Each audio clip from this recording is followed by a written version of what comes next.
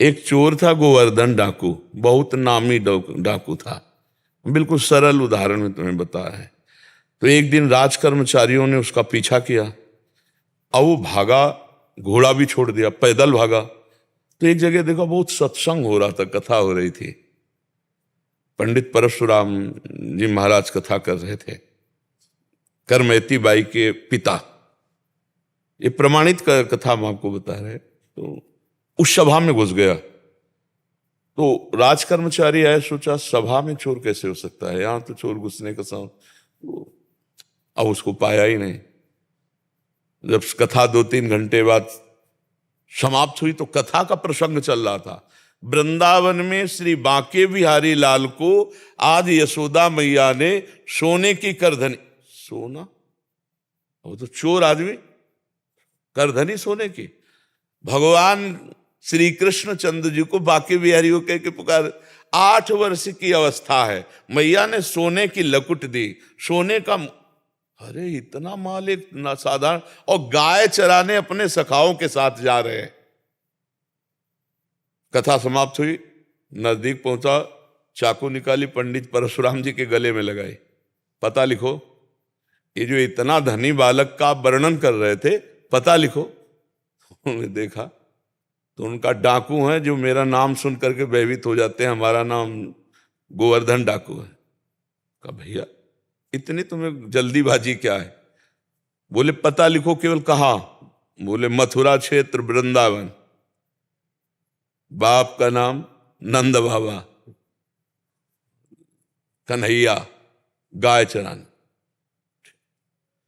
पर सुनो, ये तुम्हारे जैसे डाकू उसको चोरी नहीं कर सकते, बहुत नटनागर, बहुत प्रवीण बालक है वो। तो उन्होंने कहा तुम हमको ऐसा समझते हो, अकेले अकेले राजाओं के महलों को लूट लिया है। बोले फिर भी नहीं लूट सकते, बहुत प्रवीण है। तो उनका कसम खाता हूं, जब तक उसे लूट नहीं लूंगा तब तक पानी नहीं पीऊंगा। परशुराम जी ने सोचा भगवान की अपार कृपा इसके ऊपर, पता नहीं क्या लीला होने वाली इसके ऊपर। उन्होंने कहा सुनो, हमारी तरफ से माखन मिश्री ले लो, जब तुम्हारा बस ना चले तब माखन मिश्री उसे खवा देना। हाँ ये बात भी ठीक है, बच्चा है, फुसला के काम चल जाए तो मारना काहे को पड़ेगा। माखन मिश्री फेंट में बांधी और कहा कसम खाता हूं जब तक उसे लूट नहीं लूंगा तब तक मैं पानी नहीं पीऊंगा। पर नाम क्या बताया तुमने? इतना बड़ा नाम तो। बोले श्याम सुंदर। श्याम सुंदर, श्याम सुंदर, वृंदावन, गाय चराना, श्याम सुंदर। अब भगवान का चिंतन बनने लगा। देखो चिंतन बनने लगा। अब वो पैदल चल करके आया। अब एकांत में जहां गाय चरते तो पूछते श्याम सुंदर की गौएं कौन है? बोले सब हैं, ये ब्रजमंडल है, हर गौशाला भगवान के नाम की है। नहीं, बोले वो जो यशोदा मैया ने श्रृंगार करके चराने में, बोले वो तो कथा में लिखा है, प्रगट में थोड़ी अब रह गया। अरे बोले नहीं, पंडित जी झूठ नहीं बोल सकते। हम लोग चोर डाकू झूठ बोल सकते हैं, पंडित थोड़ी झूठ बोल सकते हैं। भगवान तो है ना, वो अपने भगवान को तो श्याम सुंदर है ना।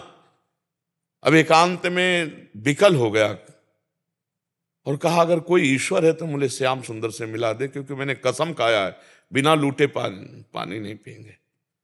इतने में आवाज आई एक ग्वारिया पर, ए श्याम सुंदर तुम्हारी गाय इधर जा रही। अरे दौड़ा उधर, देखा कमर में हाथ रखे, न जाने कौन से गुण पर दयाली दिली जाते हैं, पीतांबर की फेट, वैसे ही श्रृंगार जैसा पंडित जी ने वर्णन किया था।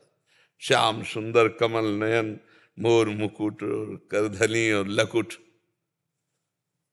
उसने हर चाकू निकाली, हर सखा को, और वो सब सखा दिव्य, वो गायें दिव्य भगवान ने प्रकट की थी। सब सखाओं का भाग जाओ नहीं मार डालेंगे। भगवान ने इशारा किया कि जाओ इसको हमें एकांत में निहाल करना है। बोले हाँ बोल रहे। बोले तू डरता ले क्या? बोले अब काल से भी नहीं डरते, तेरे से क्या डरना है? बोले मेरा नाम नहीं सुना होगा इसलिए तू डरेगा। अब ये मेरा नाम गोवर्धन डाकू, तो गोवर्धन ही तो नाम है ना, मेरा नाम गोवर्धन धारी है। भगवान उससे जब वार्ता कर रहे हैं तो उसका जीवत्व तो नष्ट हो रहा है, अज्ञान नष्ट हो रहा है। उन्होंने देखा बड़ा प्रवीण पंडित जी कह रहे थे माखन मिश्री खवा के काम कर ले। बोले सुनो, भगवान ने कहा अच्छा ऐसा प्यार करते हो?